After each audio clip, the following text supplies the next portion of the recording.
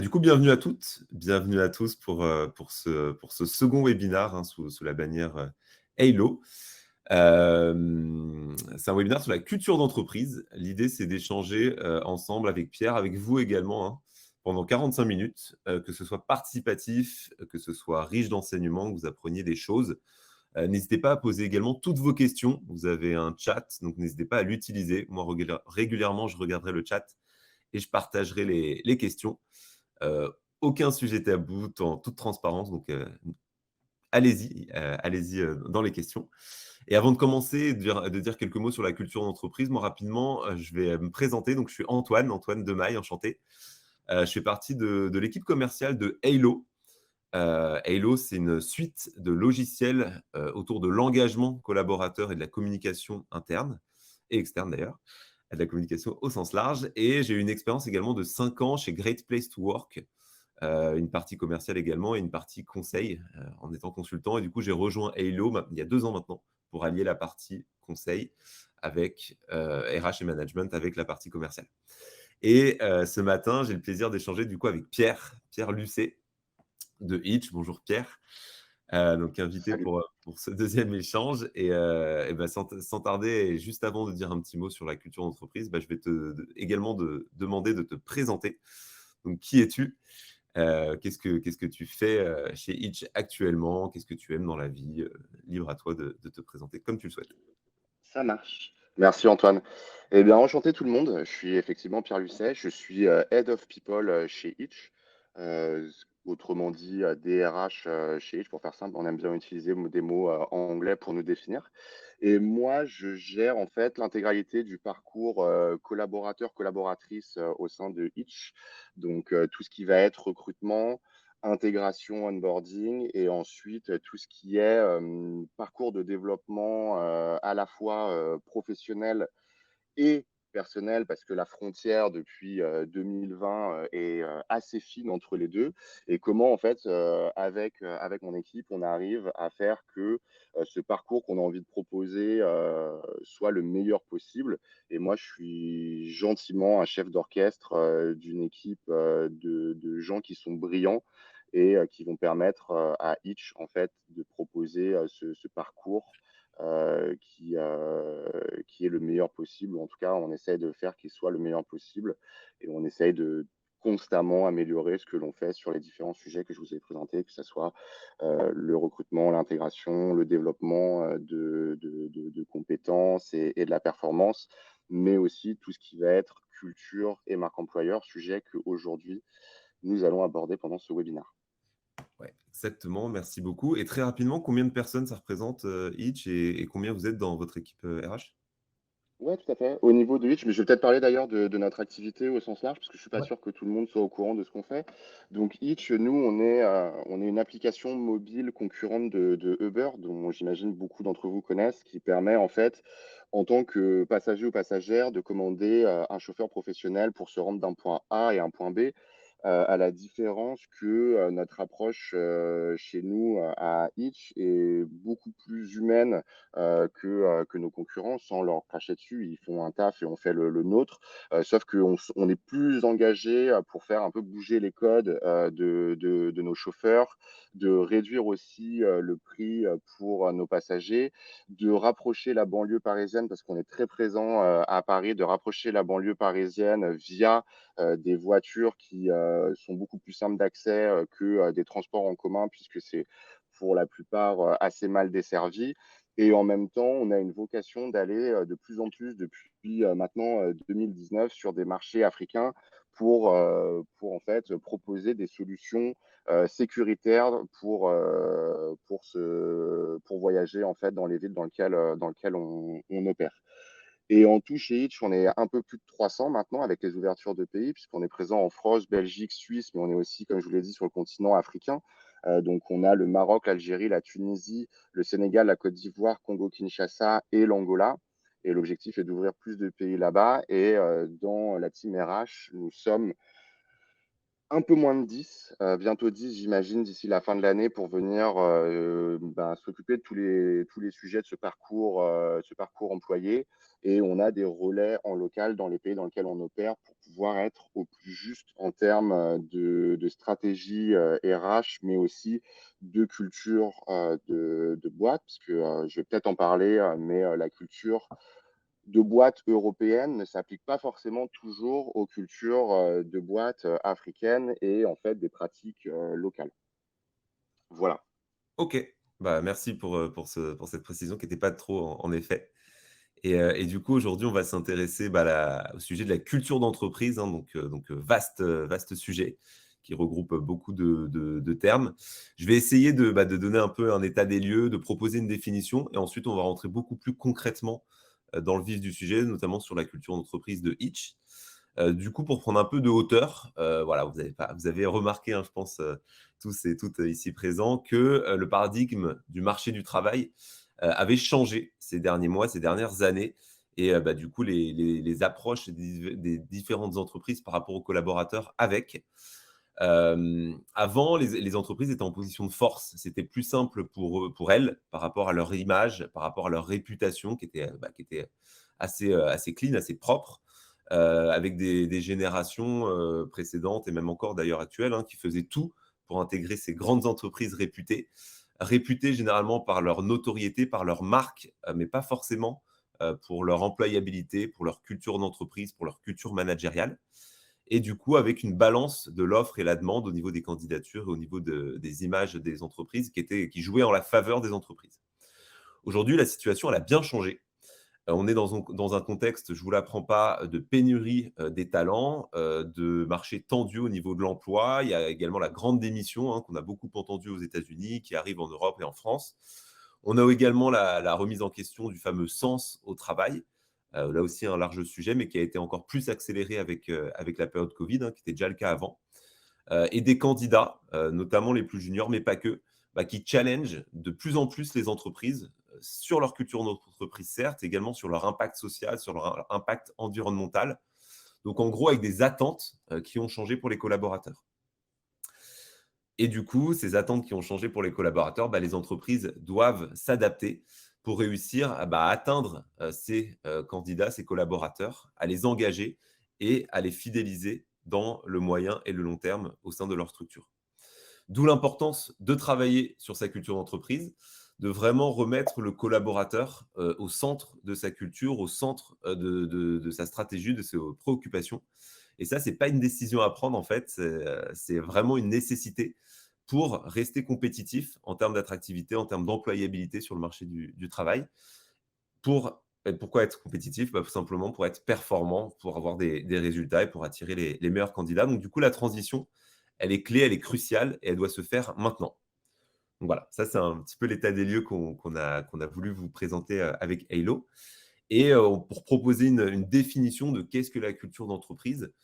On va pas rentrer dans la définition caricaturale, hein, c'est pas, 3 valeurs, pondues, par le comité de direction, dont le sérieux sans se prendre au sérieux, avec, l'apéro tous les mois, ça c'est très réducteur.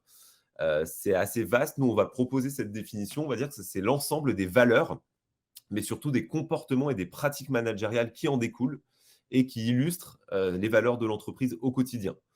Donc ça va être aussi les histoires, les belles histoires, les légendes de l'entreprise, voire les échecs, les dirigeants, les dirigeantes, charismatiques qui ont fait, qui font et qui vont faire l'entreprise et du coup la culture d'entreprise. Voilà, c'est une définition assez large et bah, je vais, commencer mes questions à toi, Pierre, par cette même question. Qu'est-ce que, la culture d'entreprise selon toi et peut-être aussi une vision de la culture d'entreprise pour Hitch? Ouais, tout à fait. C'est une bonne question, et avant que je réponde, je vais peut-être poser, 2 briques, et d'ailleurs, c'est une belle analogie par rapport à ma définition de la culture.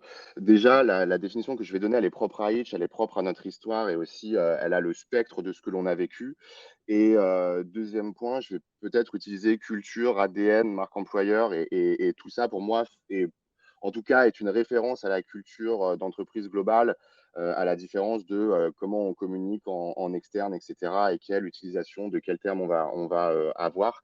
Mais pour moi, je le mets vraiment exactement sous la même définition.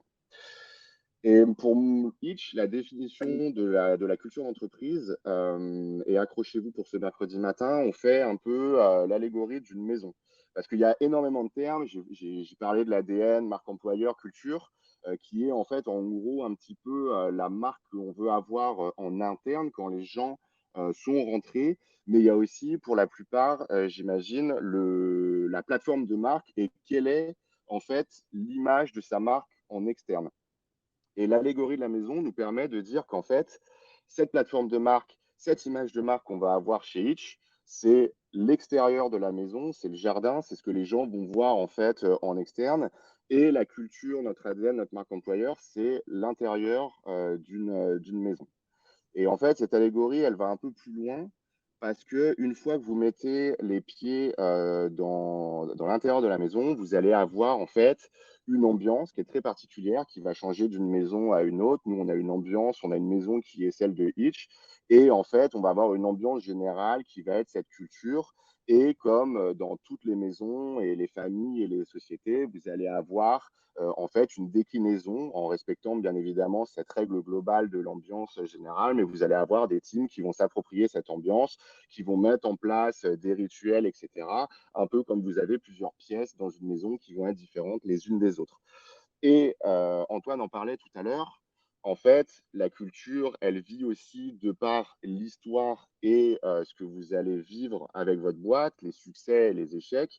Et pour moi, avec une maison, c'est la même chose. Vous allez avoir des rénovations, vous allez avoir des travaux, vous allez avoir de temps à autre des pépins, des agrandissements, une nouvelle pièce, une véranda, etc. Ça va laisser des marques dans la maison.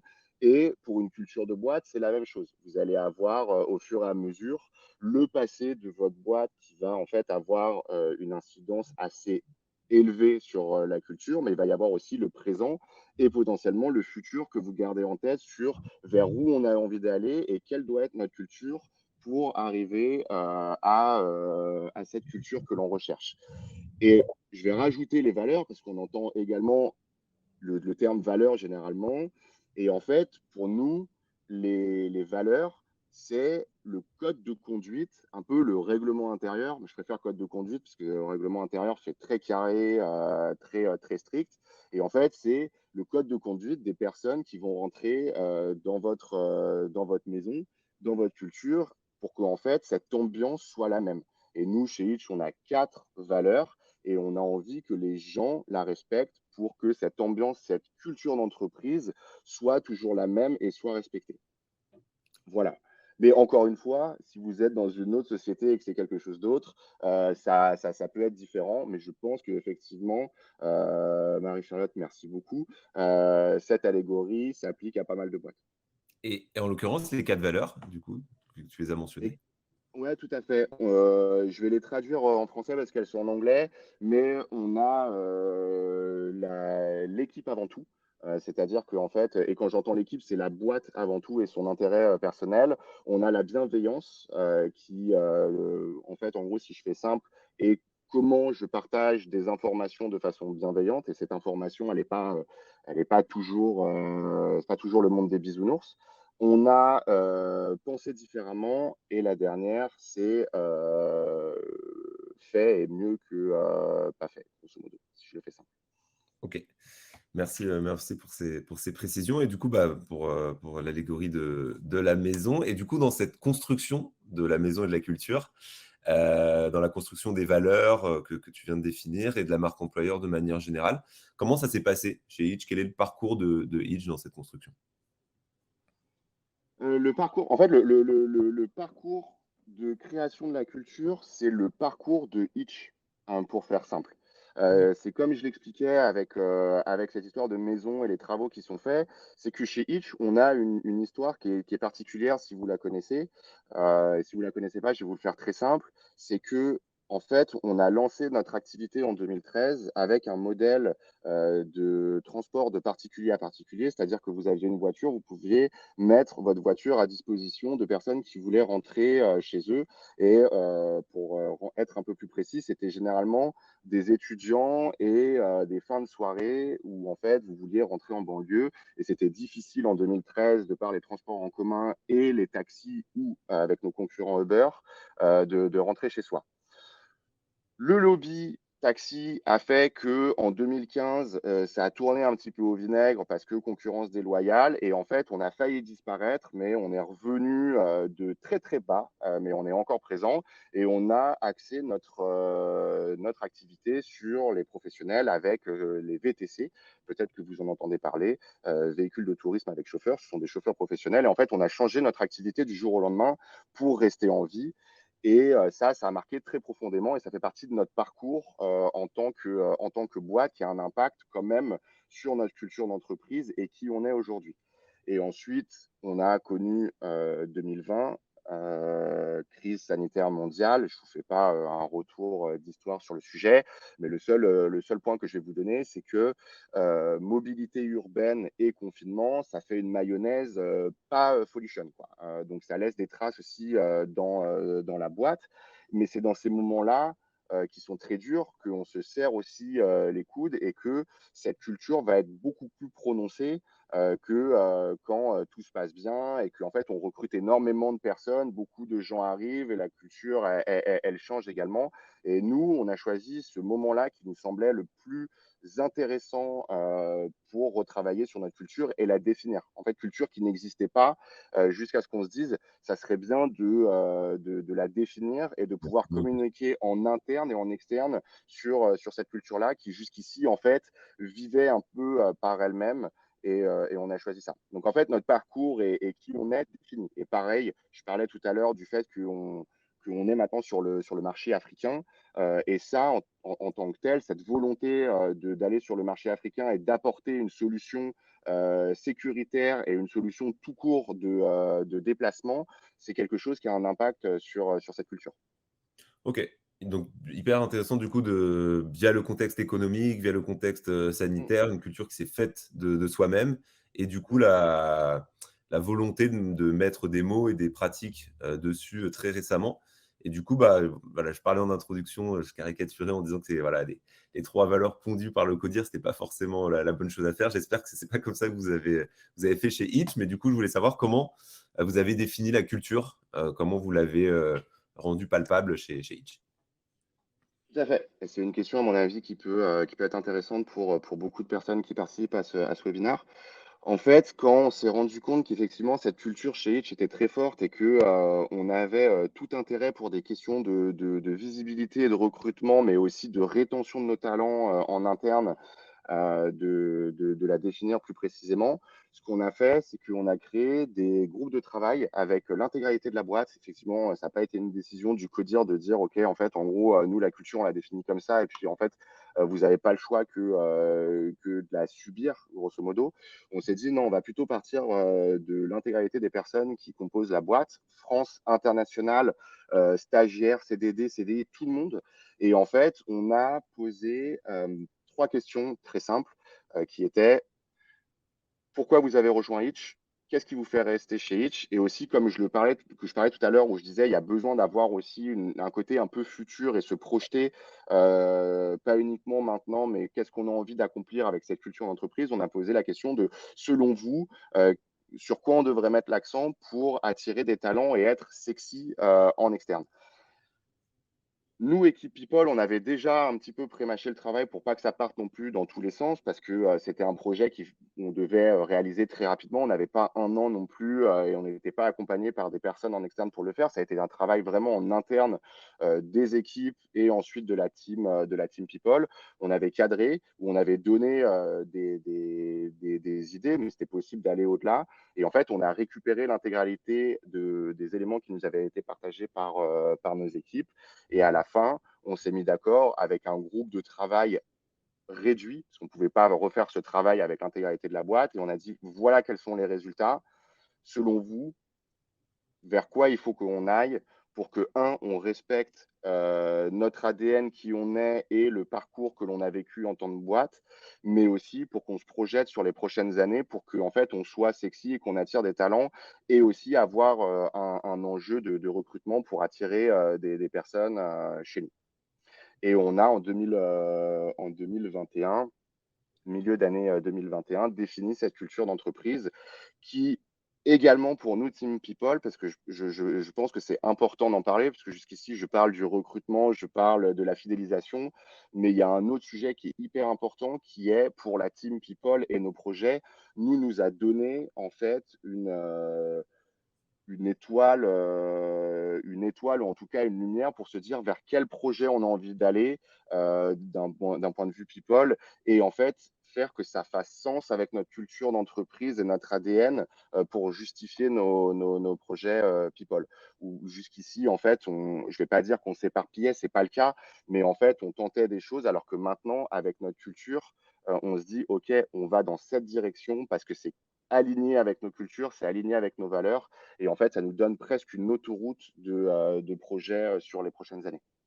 Et une légitimité aussi par rapport à tes équipes, vu qu'ils sont théoriquement en phase avec ce que vous avez décidé in fine. Du coup, ça Tout permet à aussi de fait, donner du sens dans les décisions prises, et du coup de la crédibilité. exactement. Ça donne de la crédibilité aux équipes. Moi, ça donne aussi effectivement une autoroute pour mes équipes de comprendre pourquoi on va dans cette direction et pour les équipes de comprendre pourquoi nous, Team People, on met en place certains projets. Et si vous voulez, si ça vous intéresse, je peux vous donner des projets qu'on a lancés juste après cette définition de la culture d'entreprise pour en fait aussi étayer les propos et vous donner un peu plus de contexte et de contenu sur en quoi ça nous a aidé nous, Team RH. OK, bah, hyper clair. Merci beaucoup pour ta réponse. Et du coup, tu parlais de la croissance, hein, de Hitch, économique, des effectifs, au niveau géographique également. Mmh. Pourquoi la culture, elle est centrale dans le succès de cette croissance? La culture, elle est centrale parce que au niveau du recrutement, ça va avoir un impact, en 2 temps. Si vous communiquez bien sûr et c'est un très gros point, ça fait partie de la marque employeur. C'est-à-dire que la marque employeur, c'est la communication en externe, de votre culture. C'est-à-dire, c'est comment vous allez faire rayonner, l'ambiance de cette maison en externe pour que les gens soient attirés pour rejoindre, la maison et y entrer. Et en fait, la culture d'entreprise, elle va avoir un rôle très puissant et je pense encore plus en 2022, comme tu le disais en préambule, Antoine, où les gens recherchent des nouvelles choses, recherchent un peu une quête de sens et ne sont plus forcément attirés par des très grands groupes et vont chercher des choses qui sont plus alignées avec leurs valeurs, qui y sont, etc. Et la culture d'entreprise va vous permettre d'avoir un impact significatif sur ce recrutement, mais pas uniquement, parce qu'en fait, comme j'ai dit, c'est en 2 temps. C'est premièrement, venir faire une sélection des profils les plus intéressants pour votre boîte parce que alignés avec votre culture et vos valeurs et du coup, vous allez avoir des gens qui, normalement, je l'espère, seront parfaitement en adéquation avec ce que vous proposez. Mais aussi, comme je viens de le dire, ça va avoir un impact sur le nombre de personnes qui vont vouloir candidater dans votre boîte parce que cette culture en 2022 à mon sens, je trouve, est hyper importante et c'est pourquoi nous, Itch, on a voulu vraiment définir cette culture et travailler dessus parce que, ça nous permet d'attirer des talents qui sont en adéquation avec ce qu'on recherche et en plus donner du sens au-delà, du côté, transport, sécuritaire et faire que les gens puissent se déplacer et cetera.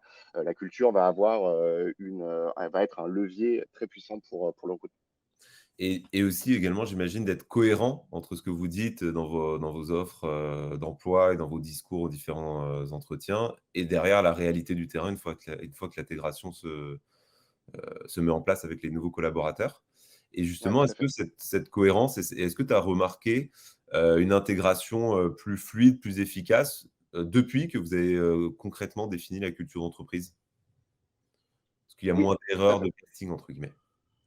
Alors on avait en fait, on avait quand même, je vais être franc, on avait des erreurs de casting, il y a toujours des erreurs de casting, je pense, à moins que vous soyez vraiment très puissant. Dans ces cas-là, passez-moi un coup de fil, j'ai besoin de parler avec vous. Mais il y a toujours des erreurs de casting. On avait la chance quand même d'avoir, avant qu'on fasse une définition de la culture, on avait la chance d'avoir des valeurs très fortes et en fait une culture, mais qui n'était pas définie avec des mots. Qui étaient déjà bien présents. Donc, on avait heureusement très peu d'erreurs de casting. Là où, en fait, la définition de la culture d'entreprise et de notre ADN a été très intéressante, c'est qu'on a pu communiquer en externe de façon beaucoup plus facile parce qu'on avait des mots et on savait sur quoi on pouvait communiquer sans que ça parte encore une fois dans tous les sens, de partager, de relayer des informations. Et ça nous a donné un cadre très intéressant pour nous, Team People, mais aussi marketing, de se dire on partage telle information parce que c'est ciblé dans notre culture d'entreprise. Et derrière, en fait, d'avoir des gens qui avaient déjà une connaissance de nos publications, de notre site carrière, de notre site internet et de savoir en fait qu'est-ce que l'on proposait. Donc bien évidemment, quand vous avez une information qui est claire et définie avant de rentrer dans une boîte, cette passation entre je suis externe et ensuite je suis interne est beaucoup plus fluide. Et on a la chance de ne pas avoir une culture d'entreprise, en tout cas une communication de culture d'entreprise qui est 100% opposée à ce que l'on a en réalité dans la boîte, ce qui peut être le cas, mais ce n'est pas le sujet d'aujourd'hui. Mais en fait, comme en fait, c'est simplement un reflet en externe de ce qui se passe en interne, les gens sont agréablement surpris et au contraire hyper investis parce qu'ils se disent ce que j'ai lu sur les réseaux sociaux, sur votre site, c'est pas du chiquet, c'est vraiment ce qui se passe et ça nous permet d'avoir une passation hyper fluide entre avant et après. OK, hyper clair. Merci beaucoup. N'hésitez pas à poser toutes vos questions dans le chat également, hein, profitez de la présence de Pierre pour lui poser, toutes vos questions.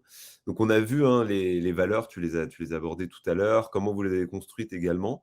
Est-ce que tu aurais des exemples de comment vous les vivez au quotidien? Tu as parlé du recrutement, est-ce que tu as peut-être d'autres exemples, au niveau Ouais, managérial, au niveau des grandes décisions, de comment vivent ces cultures, au jour le jour? ouais, tout à fait. Alors en fait, la culture, je vais parler de la culture, après je vais parler des valeurs, parce qu'en fait la culture va être très initiative RH, initiative manager, et la partie valeur va être un petit peu plus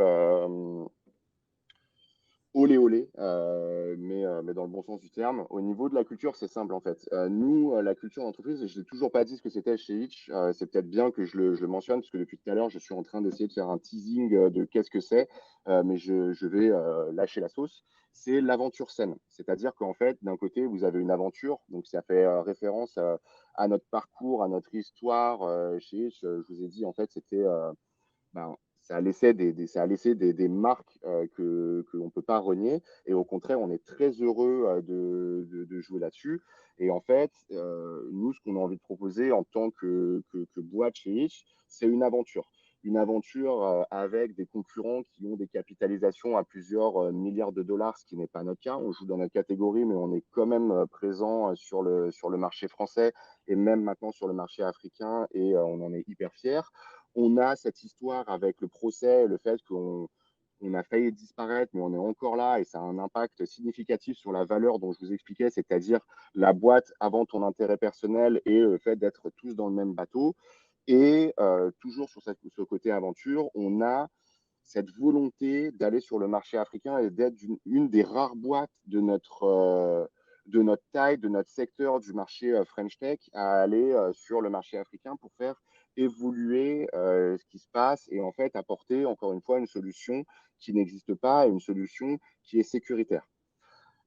Donc ça, c'est l'aventure. Mais comme toutes les aventures, c'est des aventures qui sont très prenantes. Et en fait, on n'avait pas envie que les gens qui fassent partie de cette aventure et qui rejoignent cette aventure se crament, comme c'est malheureusement le cas de plus en plus dans des boîtes où en fait, c'est hyper prenant. Il y a des gens qui arrivent à 8 heures du matin, qui repartent à 22 heures, qui sont lessivés. Tout à l'heure, Antoine, tu parlais de la grande démission et puis plus récemment du quiet quitting. Mais il y a aussi, depuis quelques années, une hausse des burn-out, une hausse des personnes qui, en fait, se crament. Et nous, on n'avait pas envie d'être une boîte comme ça. On a envie de proposer à l'image de notre service qui veut faire bouger les codes et qui veut en fait améliorer les conditions de nos chauffeurs, bah, en fait, on n'avait pas envie d'être en totale opposition en interne et on avait envie d'être aligné avec ce que l'on propose en termes de plateforme de marque. Et c'est pour ça que le côté sain est en opposition, mais pas vraiment, c'est-à-dire que c'est une addition à cette aventure où on a envie de dire, OK, en fait, c'est une aventure, mais tu as beaucoup d'autonomie, tu as beaucoup de flexibilité, mais également, tu as un garde-fou qui te permet de gérer comme tu veux. Et si un jour tu as envie de partir à 16 heures, mais que le travail il est fait, c'est parfait. On a un côté aussi où on est très transparent dans la boîte et c'est d'ailleurs, enfin, c'est une force. Je veux dire, c'est une des seules boîtes que j'ai faites où on partage en temps réel l'argent qui est dans le compte en banque, on partage ce qu'on a envie de faire en termes de développement, d'expansion, mais aussi de temps à autre se dire, OK, est-ce que c'est pas le moment de regarder pour avoir une fusion avec une autre boîte, des choses comme ça. En fait, on partage tout pour être vraiment dans un environnement sain où la communication n'est pas réservée uniquement et l'information n'est pas réservée au codir, mais tout le monde et tout le monde peut venir et poser ses questions. Et le dernier point du côté sain de cette boîte, et c'est un point très people, et ça me fera le tremplin avec la question, Antoine, que tu m'as posée, c'est en fait, il y a un sujet hyper important pour les équipes et pour les personnes qui font partie de Hitch, c'est l'évolution professionnelle. Et ça, c'est un point qui est très people. En fait, les gens ont évolué dans leur démarche également, ont besoin de grandir, ont besoin d'évoluer professionnellement, ont besoin d'avoir du contenu pour être nourris, mais aussi de la visibilité sur quelles sont les prochaines étapes pour eux. Et c'est pourquoi nous, en tant que Team People, on a créé des parcours de carrière, on a créé tous les 6 mois des moments privilégiés avec ces managers pour parler de ces évolutions, que ce soit dans sa team, mais dans d'autres teams, pour parler des évolutions de salaire également, et en fait avoir un parcours très clair de ce qu'on va pouvoir faire chez Itch et ne pas être dans le foot, se dire en fait je vais rester au même poste, j'ai aucun moyen d'évoluer, etc. Ce qui n'est pas du tout ce qu'on avait envie de faire. Et c'est en ça que nous, Team People, on essaye de pousser au maximum avec de la formation, avec des nouveaux rituels, avec des parcours de carrière qui sont très clairs et de les communiquer en externe pour faire vivre cette culture et que, en fait, ça fonctionne. Et ça fonctionne. Et Donc voilà ce que l'on fait. Et c'est un levier de rétention, hein, d'ailleurs, de donner de la projection aux collaborateurs sur comment il va être enfin, court, moyen, long terme par rapport à rattaché à la stratégie, à son évolution. J'imagine que Ouais, c'est tout à aussi fait. comme ça qu'on se projette, chez Tout à Hitch fait. et dans les boîtes qui réalisent ce travail. Ouais. Et on parlait des bouleversements du travail, tu as dit un petit mot aussi dessus. Par rapport aux nouvelles attentes des collaborateurs, notamment le travail à distance, le télétravail, voire le retour sur site, hein, qu'on avait évoqué auparavant. Ça, quelle est la politique alors tu pas le mot politique, quelle est l'approche de Hitch par rapport à ces nouvelles méthodes de travail?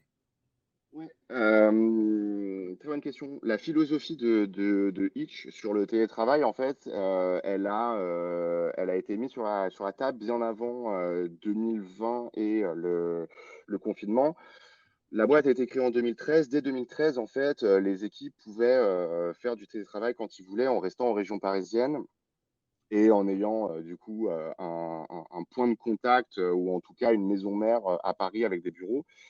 Et en 2015, pour la première fois, on a recruté une personne en télétravail à 100%, qui travaillait depuis Lyon, ce qui fait qu'on était déjà armé et équipé en termes à la fois d'outils, mais pas uniquement, parce qu'il y a les outils, c'est très bien, mais il y a aussi, en fait, en gros, tout ce qui va accompagner, et notamment les managers et les équipes, d'avoir bien compris, bien processé ce que ça voulait dire que de travailler à distance et du coup, beaucoup plus d'écrits.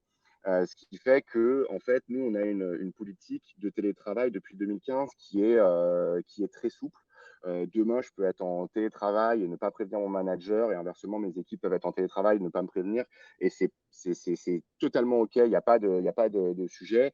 On n'a pas non plus de philosophie de retour au travail avec 3 jours par semaine obligatoires.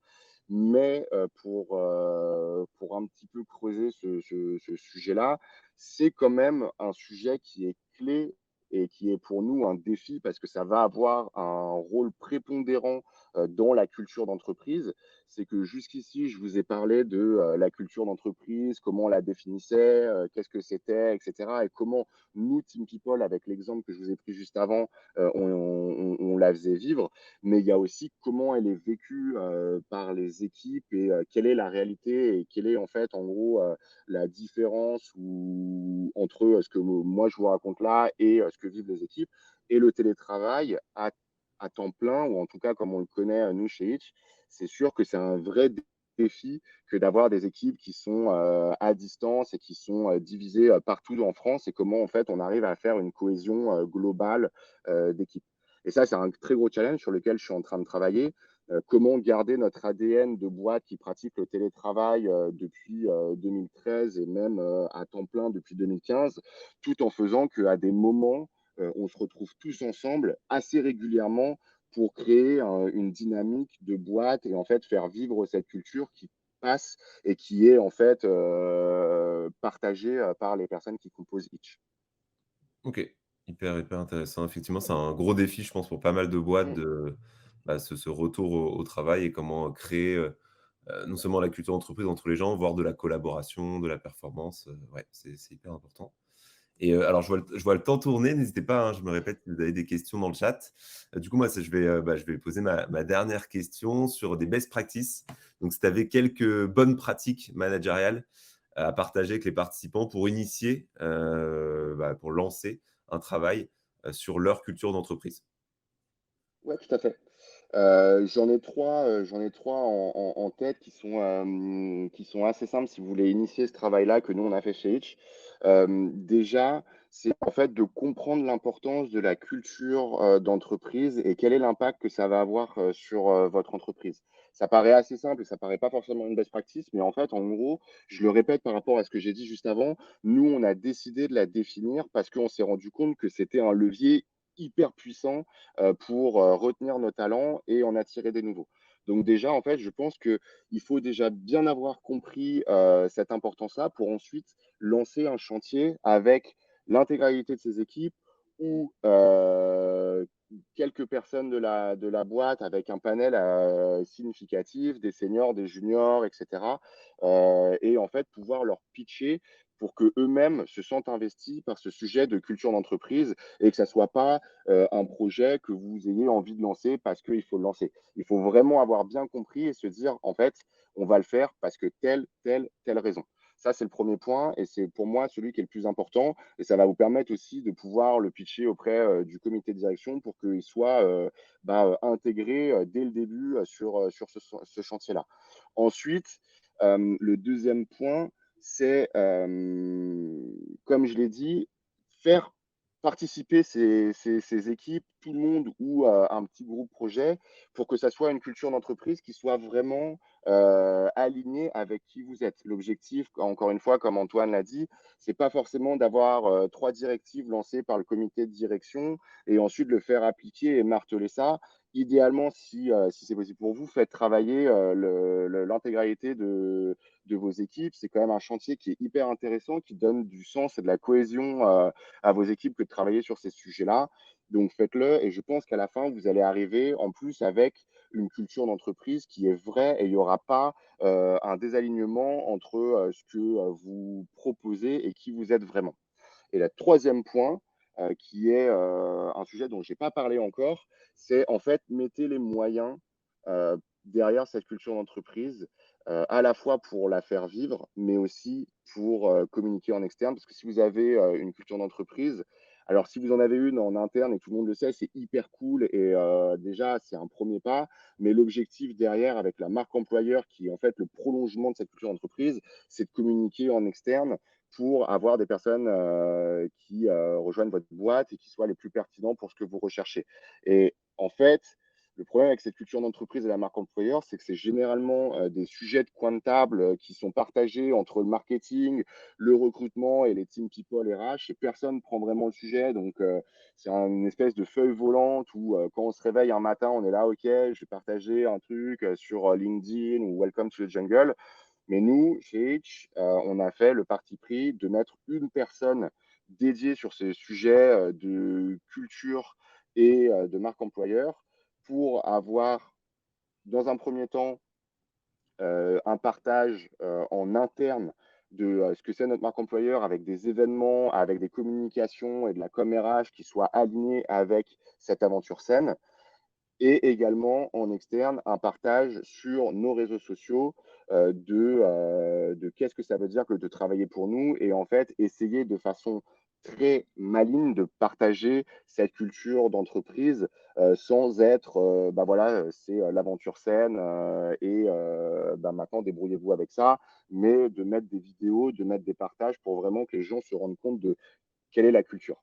Et pour moi, c'est en fait une des best practices que je donnerais pour vous, c'est bien d'en avoir une de culture et c'est bien de s'appuyer dessus, mais derrière, il faut mettre les moyens pour que en fait, vous fassiez cette étape supplémentaire pour que ça soit partagé et surtout que ça soit cohérent avec une personne qui centralise le tout. OK. Et du coup, ils mettent les moyens. Ouais, quelqu'un à temps plein sur ce sujet, ouais, c'est pas tous Après, les jours qu'on voit ça. Et c'est une personne de ouais, l'équipe RH, du coup, qui travaille en ouais, transverse OK. Donc ça vient tout en à plus fait. des RH. C'est Mm. OK, bah, merci beaucoup. Merci beaucoup. Si vous avez des questions, bah, profitez de ces dernières minutes pour les poser. Après, ça sera trop tard. Mais du coup, en attendant, s'il y a d'autres questions, moi, je vais conclure déjà par te remercier. Merci beaucoup, Pierre, pour ta disponibilité, pour ton temps.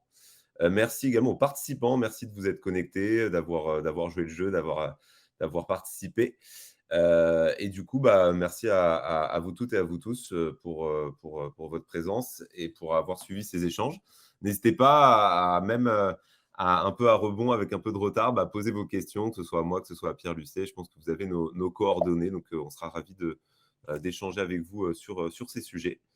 La culture en entreprise qui doucement mais sûrement fait son nid dans l'employabilité et le marché du travail en France, qui va se développer encore plus, j'en suis sûr. Donc n'hésitez pas, on va vous renvoyer ce visionnage. N'hésitez pas à le partager avec vos équipes, avec vos différents réseaux perso et professionnels. Et bah, merci à tous, merci à toutes et à très vite pour de nouvelles aventures. Au Merci revoir. tout le monde. Et merci Antoine pour l'invitation et merci Clémence qui est en backstage, qui a tout géré également. Merci beaucoup. Merci à toi. Au revoir.